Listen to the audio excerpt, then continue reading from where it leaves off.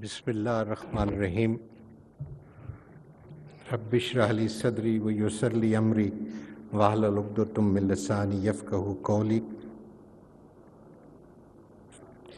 My colleague judges of the Supreme Court of Pakistan, Honorable Chief Justices of the High Courts, the Federal Shariat Court, I should it in the other order.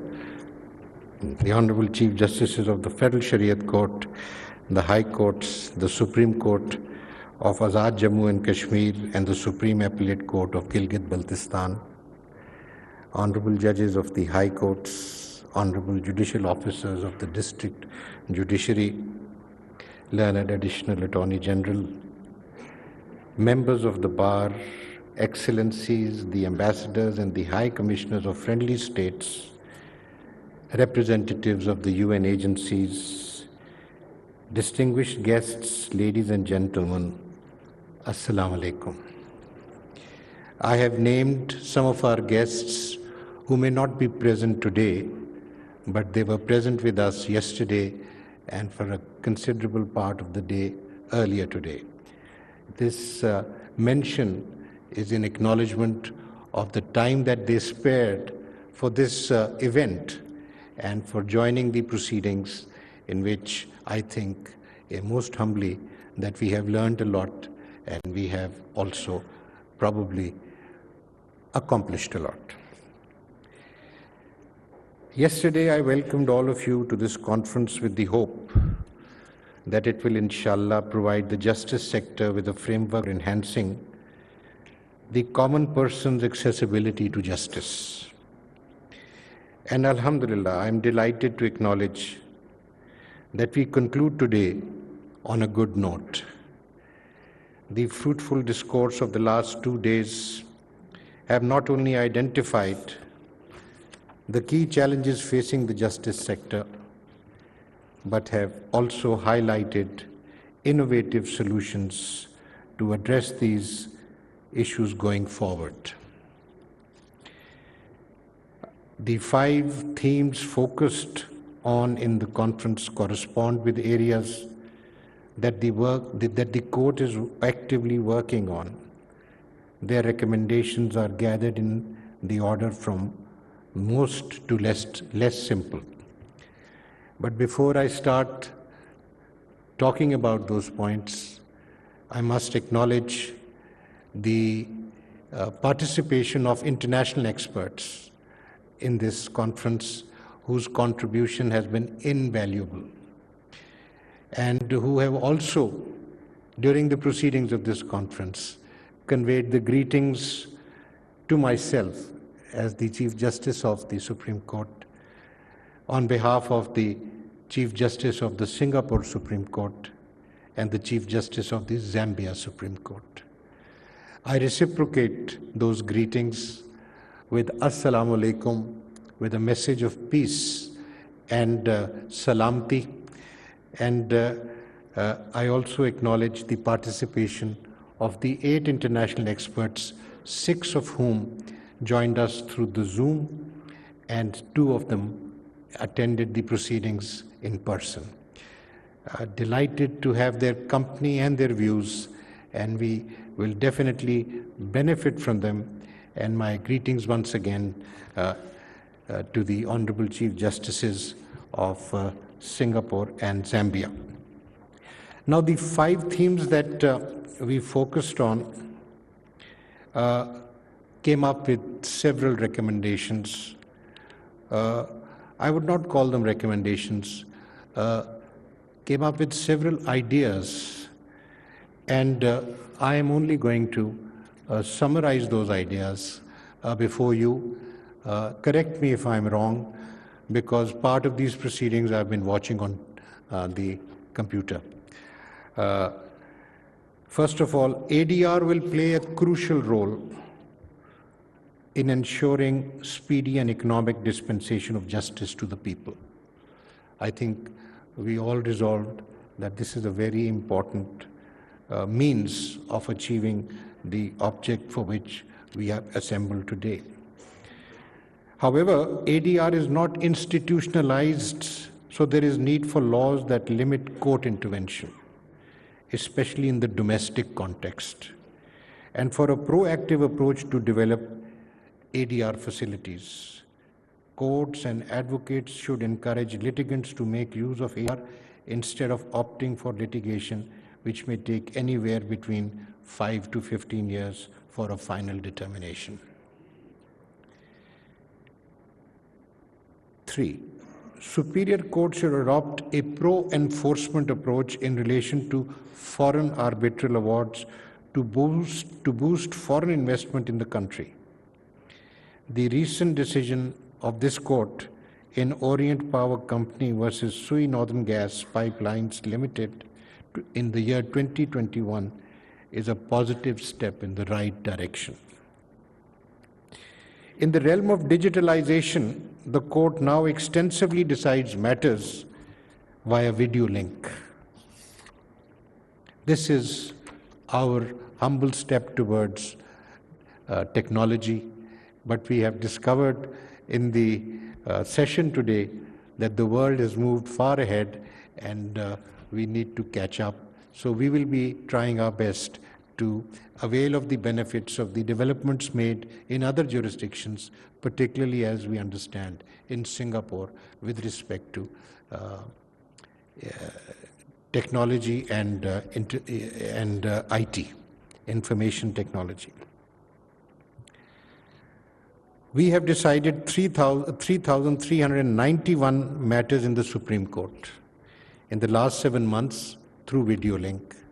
This has helped to reduce the costs incurred by the litigants, particularly those having cases from Balochistan, because of the traveling cost of advocates or their own personal traveling, and moreover, the availability of video link, ladies and gentlemen, has facilitated the progress of the proceedings because people are able to attend the proceedings with greater ease from Quetta rather than having to travel to Islamabad.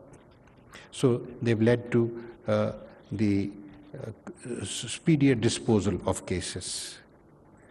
I may mention that something that was not discussed in the conference, it's a disclosure. I just thought I'll share it with you.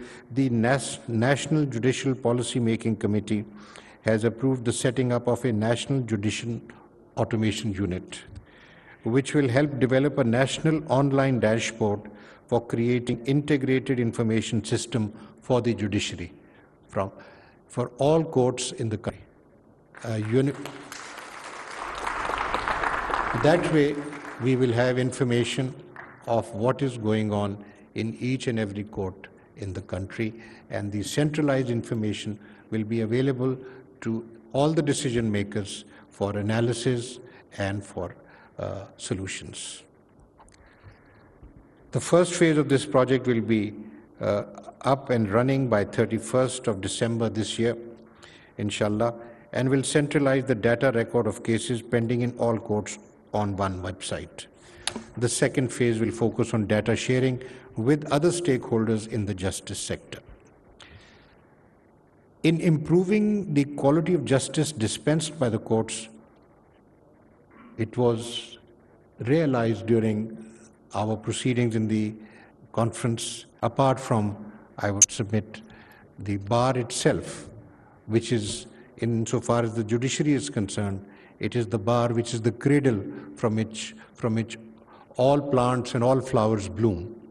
So we need a greater participation of women in the bar and encouragement by the courts and the judiciary in allowing such entrants to avail of the benefits of the profession.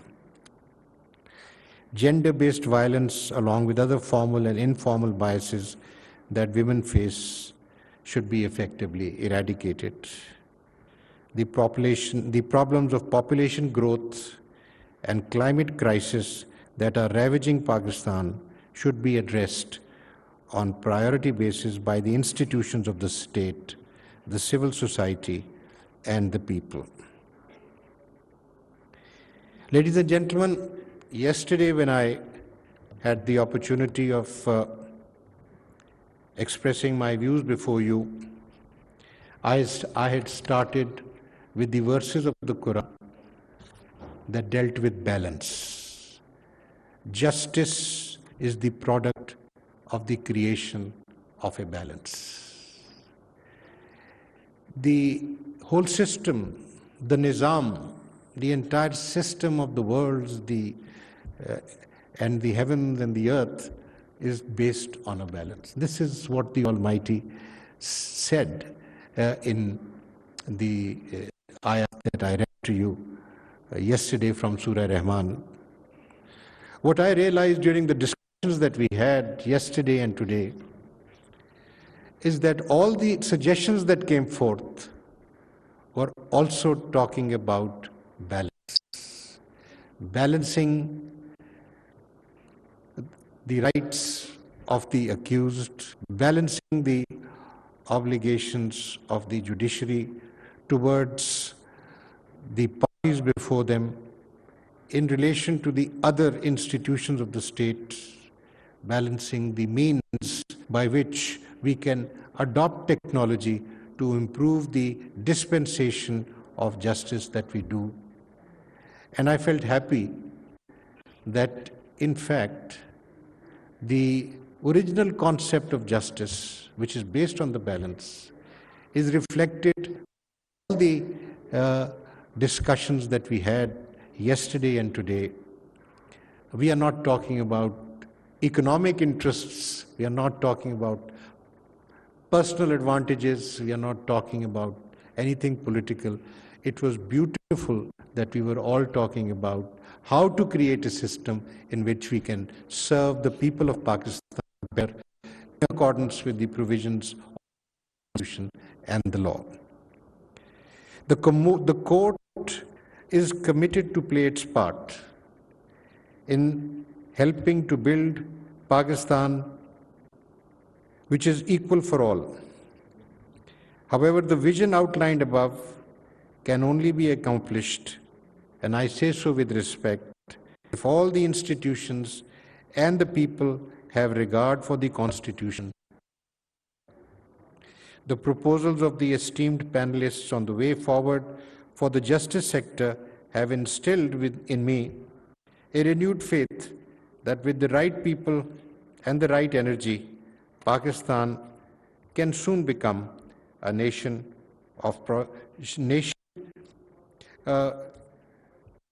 endowed with prosperity and progress, inshallah. In this endeavor, I and my fellow judges pledge to fully support this noble cause by the Constitution. I'm grateful that you all joined us in these proceedings, made this event, in my humble estimation, a roaring success. I want to tell you that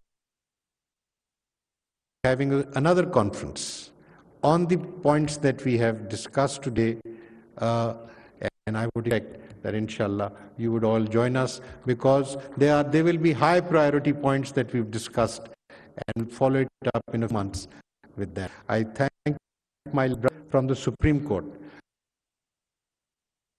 the judges from the high courts and the other court for coming, joining us this function and event. I wish you all the best, safe journey home, and many thanks once again. Assalamu alaikum.